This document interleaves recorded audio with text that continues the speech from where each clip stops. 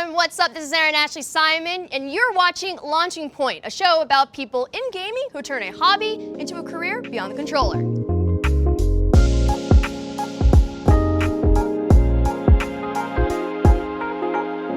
Joining me today are Faze Swagg, aka Chris. Awesome, what is going on? Storymodebae, aka Bree. Dee Moe, aka Dylan. What's good, what's good? And Ryan Johnson. Guys, what's your launching point? Starting with you, Chris. I go by Faze Swagg.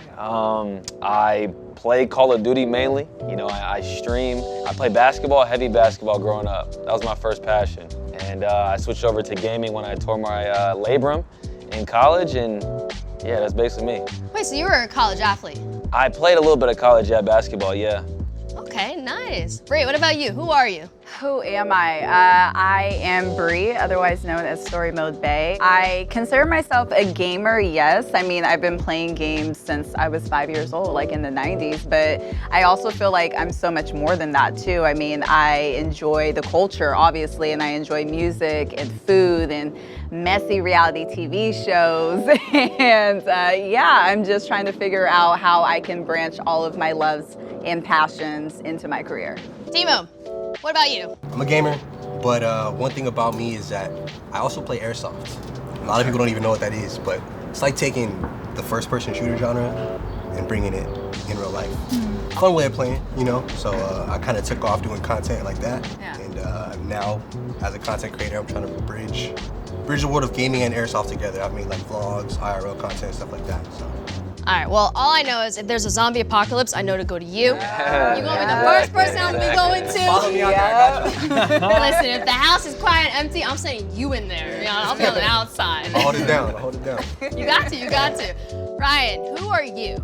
You know, so for me, like everybody here, like gaming has been a huge part of my life. So love gamer, like Chris said. I actually played basketball my whole life, played basketball in college, and you know, I need somewhere to play basketball in LA, so I'm gonna take you up on that after the break. I haven't been able to tap in just yet. But besides that, like also created really two entities. One called Community, where we're really focused on increasing minority representation and opportunities in the esports and gaming space, and also the HBCU Esports League. So for me, like everybody up here, it was like, how can we create a business that not only elevates within the space of gaming and esports, but like creates opportunity for people that look like all of us to showcase our talent, our skills, and really like a great platform, like just to have a great time as well. I think it's very unique that when I ask who you are, the first thing you guys went to is your on-camera brand. Yeah. My question to you all is, do you find yourself struggling with that separation between that persona that you have online and who you are? For me, yes and no.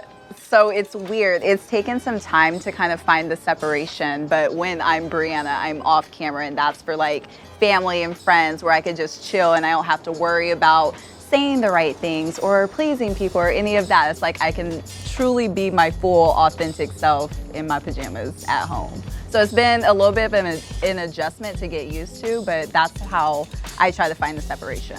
Yeah, kind of feeding off that. For me, it was I was the same person I am when I play video games. The same off. Like I rage. I have fun with my friends, but it all just kind of had a camera on it now. And I think that's why a lot of people could relate, is because you're just playing video games with your boys and just having fun, celebrating the good moments. You know, arguments, whatever it may be, ups and downs. It's all good. Not only do you have Chris, you have Swagg, but you also have Faze Swagg. So now you have an entire brand organization that's associated with your identity in some shape or form. Yep. So how do you distinguish those three? I made it a point that I never really wanted to be a part of a team before I really had myself down. That's why I didn't really join Faze until I had over 1 million subscribers, because I wanted to have my identity and who I was, and not to say someone else brought me along the way. You know what I mean? So I made it that point for myself. And then when Faze came along and wanted to be a part of the team, it was almost just like adding icing on top of the cake. It was just like more of a stamp of like, yeah, like he earned it. Yeah. Dee Moe, you also are interested in joining Faze Clan. So for you, like, how is it to hear that? I mean, I relate to it just because coming, I think, also from an IRL content space into the gaming space kind of took not a traditional route. A lot of people kind of start in the gaming space and they try to get into the IRL content. For me, it's a little bit different. So I've been able to build up my identity, but people also knowing like, you're the airsoft guy. Me getting into gaming, my whole chat is all airsoft, airsoft, airsoft. So I had to kind of put myself out there a little bit more and give them things to relate to. It's like, yo, I've also hooped before, I do this, I do that. And that laid out that level of just relatability where there's, you know, I'm sure Chris already knows, the thing with streaming is that you meet so many different types of people and all they want to do is be able to relate to somebody.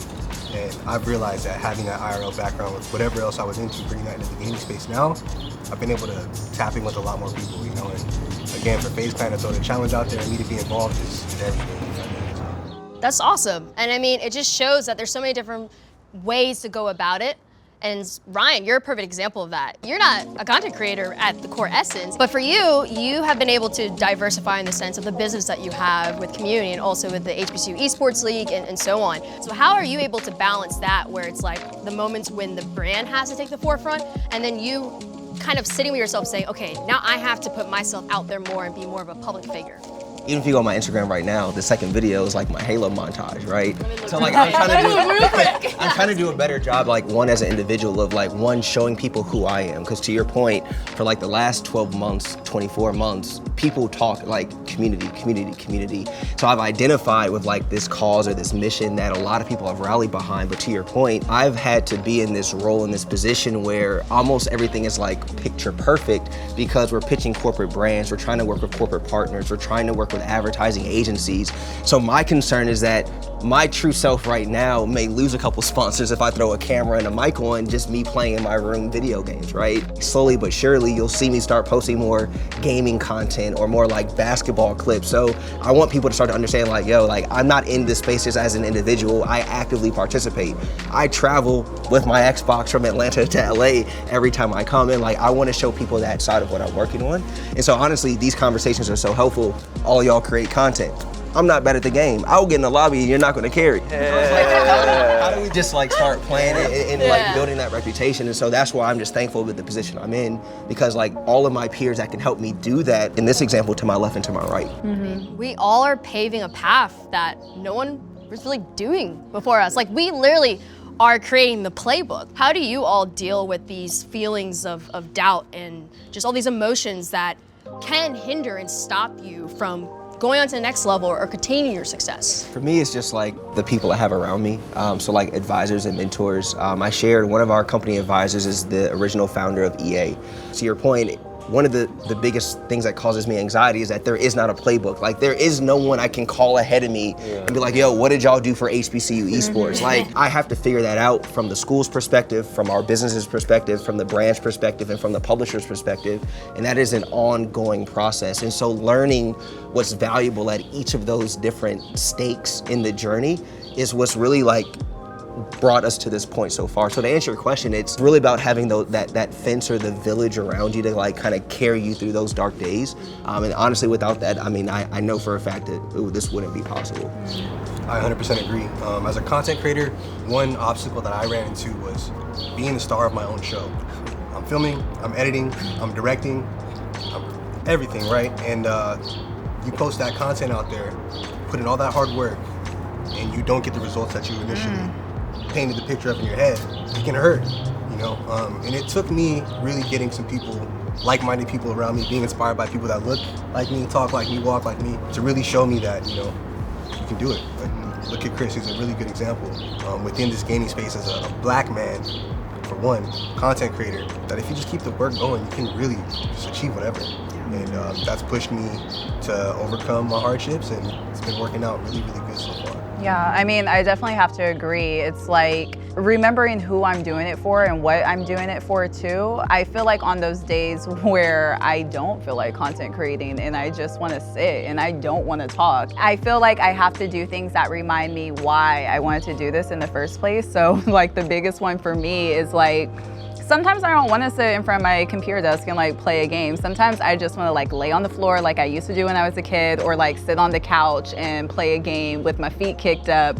I'm like, oh yeah, I do like video games. Okay, yeah, I remember why I'm doing this now. And also it's okay to take days off when you're not feeling it too.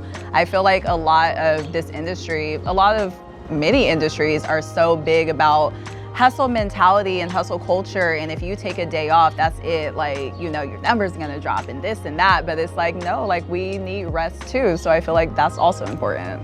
I think for me, it's two things. For me, it was my parents, because I'm a triplet. So, I mean, my parents didn't ask for 3 kids at once. You know, it just kind of happened, and they made it work. And to see how hard they had to work, I never took for granted for what I've done as far as content creation. You know, I'm not gonna sit here and say that gaming is physically, you know, the hardest thing in the world, but it definitely is. I try to figure it out. I started in 2011. I mean, no one knew what was going on back then. You know, and then another one is also, I read a lot of the messages. I don't respond to every single one because there's just too many, but I was like the stories that I read of how you inspired me, or, you know, I had a horrible day, but like I turned on your stream and I was up. Like, that's what makes me, you know, make the video, turn on the stream. It's like, maybe I'm not feeling it that day, but I mean, somebody's having it way worse, you know? So I figure if I can make someone's day better just by simply just playing, I mean, that's all the motivation I need. This episode of Launching Point is brought to you by Doritos Solid Black. Doritos Solid Black is about bolstering the voices of Black Changemakers. Shout out to Doritos.